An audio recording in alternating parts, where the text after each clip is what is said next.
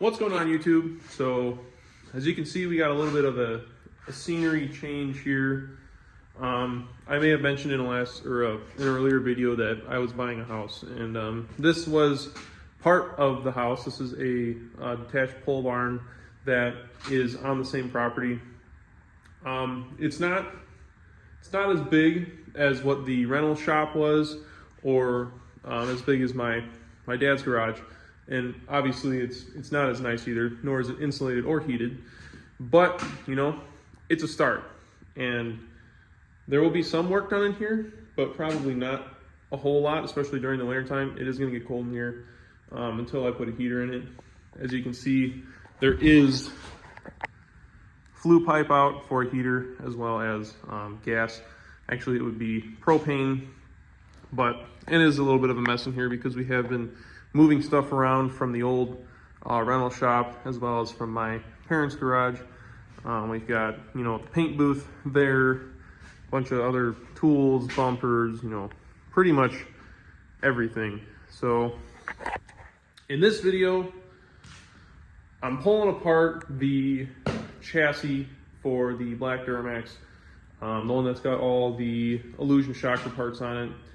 And the reason I'm doing that is because I'm not super stoked about how the frame turned out. I think I had mentioned it was a northern frame at one point, and it had some pitting. The cross members were not totally gone. They weren't toast. They were actually super solid, but you could definitely see through the gloss black that there was a lot of pitting, and I wasn't super happy about it. So I'm tearing it down and putting a new frame under it, and possibly changing the color of the lift. Maybe I'm keeping the lift, I don't even know. I might just put it at stock height. Honestly, I'm kind of up in the air with all things, but regardless, it's coming apart, and then I'm putting a new frame under it for sure, because like I said, I want a nice smooth finish with the gloss black. I love the gloss black look, but I hate how gloss black looks with the pitted frame. So initially, I was going to use the silver truck as the donor frame and chassis for my black truck. Now, I've gotten a lot of comments about, isn't Truckmaster working on that truck? Did you sell that truck to Truckmaster? Yes, I sold that truck to Truckmaster. I saw on his YouTube that he had made a post about looking for a clean crew cab short bed LBZ roller. The truck ended up being perfect for what he was looking for. It was a clean truck. It had a lift on it. It wasn't all hacked up. The frame was in mint condition pretty much, as I was going to be using it for mine. But the thing was, I didn't want to tear that entire truck apart because it really only needed a motor. There was not much work done, or not much work that needed to be done to make that truck complete. And I kind of jumped the gun and impulsively bought it. So it helped out me and also helped out him. So I ended up selling it to him rather than using the parts off of it for my black truck. So how am I going to get a frame for the black truck? Well, I've got a couple buddies who do part outs. They run down to Texas, and I ended up getting another rolling chassis for the black truck. So this is a complete roller. It was an LB7, I believe. So it's got the 373 11.5 inch rear end. It's got the front diff in it. It has fuel lines, brake lines. Like I said, it's got pretty much everything I need to use with my LBZ. I think I'll have to swap around some things like the ABS module, but as you can see, it is a super clean frame. It has some red clay caked on it. He said it was like a ranch truck. The dude used it on his farm, so it wasn't cleaned all the time, but like I said, it's just got like red clay. There's really no rust on it. Rear end is nice and dry, looks good. The cross members are obviously perfect and solid, so those will be getting reused. Comes with the front diff, which is good because if I end up not running a lift on the truck, I'm gonna have to buy a front diff anyway, because the lifts require you to cut off the eyelet. So the diff that I have at home is actually cut already, and so this will be a good replacement if I decide to not use the lift. But I'll probably be doing the same thing as I do usually with, as far as like buying new stainless brake lines and all that. Stripping it down, pulling the hangers off, anything that has those factory rivets on it, I'll be drilling those out and then having everything painted separately. But that is the new replacement frame for the black truck. So the black truck is at my dad's house. We are tearing it down there. It is like 25 degrees here, real feel probably 15 with the wind chill. Not ideal, especially to work in here. I also don't have any tools here. I have not moved my boxes. I haven't moved my welder. I don't even know if there's a 240 plug in here to where I can even plug the welder in and use it. So there's a little bit of work that's got to be done to this barn to actually make it usable. It's small, like I said, but it's not small enough to where you can't work out of it.